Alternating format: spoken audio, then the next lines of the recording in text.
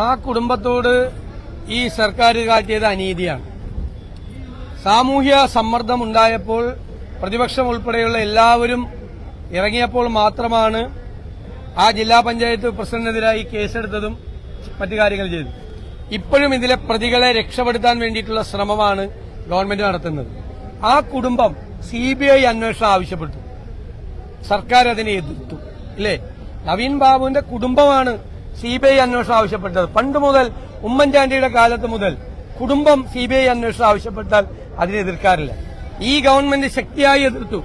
കാരണം ഒരു അന്വേഷണത്തിലേക്ക് പോയാൽ ഇപ്പൊ കുടുങ്ങിയവര് മാത്രമല്ല, ഒരുപാട് ആളുകൾ കുടുങ്ങും. ഈ പമ്പ് ആരുടെയാണ്? ഒരു ബിനാമിയാണ്. ഇതിലെ പ്രതികളെന്ന് പറയുന്ന ഒരു ബിനാമികളാണ്. ഈ പമ്പ് ആരുടേതാണെന്നെല്ലാം പുറത്തു വരും. പ്രധാനപ്പെട്ട CPM നേതാക്കന്മാരുടെ ഷെയ്ഡി ഏർപ്പാടുകൾ അടക്കം വെളിയിൽ വരും എന്നതുകൊണ്ടാണ് സർക്കാർ ഈ കാര്യത്തിൽ CBI അന്വേഷണത്തെ എതിർത്തത്.